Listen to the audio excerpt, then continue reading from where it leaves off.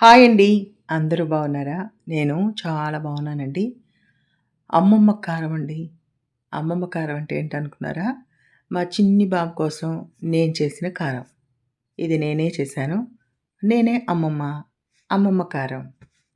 బావుందా పేరు? మునగాకు, కరివేపాకు వేసి, డ్రై ఫ్రూట్స్ వేసి చేస్తున్నానండి. చాలా బావుంటది. చూసారా ఎంత మునగాకో? ఈ మునగాకు శుభ్రంగా కడుక్కొని ఆరబెట్టేసి ఈనెలు తీసేయాలండి. ఈనెలు తీసేసి చక్కగా ఇట్లాగా ఒలుచుకోవాలి. ఒలుచుకొని చక్కగా సన్నని మంట మీద వేయించుకోవాలండి. నూనె లేకుండా బాగా సన్నని మంట మీద వేయిస్తే చాలా బాగుంటుంది. ఇట్లా దగ్గరికి వస్తుంది. మరీ పూర్తిగా వేయించకండి, దానిలో ఉన్న పోషకాలన్నీ పోతాయి. ఇట్లా వేయించుకొని పక్కన పెట్టుకోవడమేనండి. మునగాకు ఎన్నో ఆరోగ్య ప్రయోజనాలు ఉన్నాయండి. చాలా మంచిదండి. ఇమ్యూనిటీ బూస్టర్గా కూడా పనిచేస్తుంది.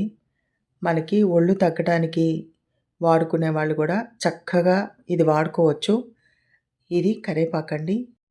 మునగాకు ఎంత తీసుకున్నానో కరివేపాకు కూడా అంతే తీసుకొని శుభ్రంగా కడుక్కొని ఆరబెట్టి ఈనెలు తీసి చక్కగా నూనె లేకుండా వేయించుకోవాలండి. బాగా వేగిన తర్వాత పక్కన పెట్టుకోవాలి. ఇప్పుడు వీటికి సరిపడినంత ఎండుమిరపకాయలు తీసుకుందాం. ఎండుమిరపకాయలు తీసుకొని బాగా వేయించుకుందామండి. ఇది తొందరగా వేగిపోతాయండి. అవి పక్కన పెట్టేసి ధనియాలు తీసుకుందామండి. ఒక గరిటెన్నర తీసుకున్నాను. ఈ గరిటెతోనేనండి, కొంచెం పెద్ద గరిట ఇది తీసుకొని వేయించాలండి. ధనియాలు తొందరగా వేగవు, అందుకని ముందు ధనియాలు తీసుకోవాలి.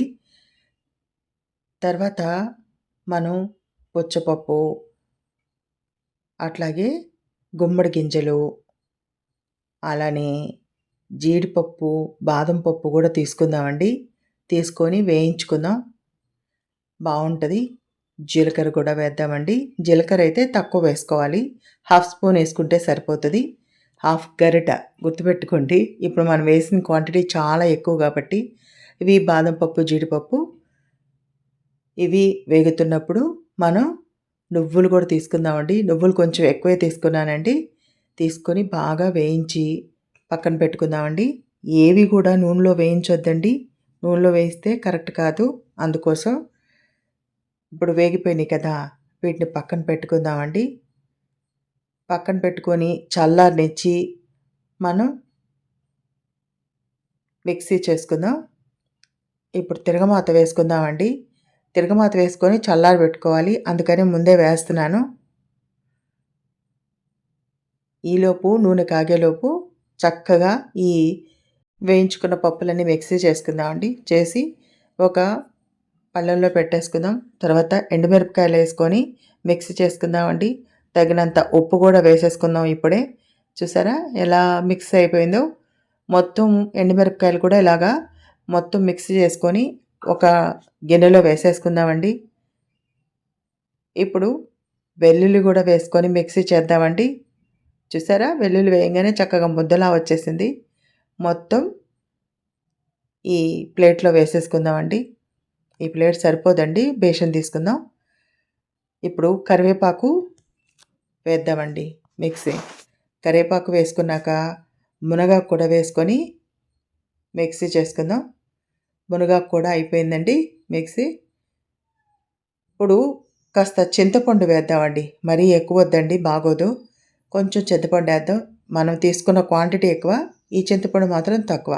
ఇది కూడా మిక్సీ చేసేసుకొని మనం బేషన్లో వేసేసుకుందామండి. వేసుకొని బాగా కలపండి.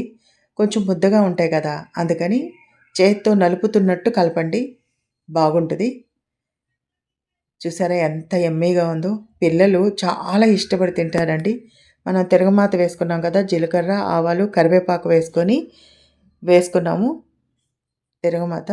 ఈ తిరగమాతని ఇప్పుడు మనం కలుపుకున్న ఈ మునగాకు మిశ్రమంలో కలుపుకుందామండి. నూనె అనేది కొంచెం ఉంటేనే బాగుంటుందండి. నేను పల్లి ఆయిల్ వేసానండి. అది చెక్కగానుగ నూనె, చాలా బాగుంటుంది. ఒక్కసారి మీరు వేసి చూడండి, మీకే తెలుస్తుంది. చూడండి, దీన్ని కూడా చాలా చక్కగా కలుపుకోవాలి. అంతే, ఎంతో రుచికరమైన అమ్మమ్మ కారం రెడీ అండి. మమకారంతో పెట్టండి, ఇష్టంగా తింటారు. వినన్ వైబ్ ఛానల్‌ని లైక్ చేసి, షేర్ చేసి, సబ్స్క్రైబ్ చేసుకోండి. ప్లీజ్ అండి, సపోర్ట్ చేయండి. మీ విరంజ్యోతి నల్లమోతు.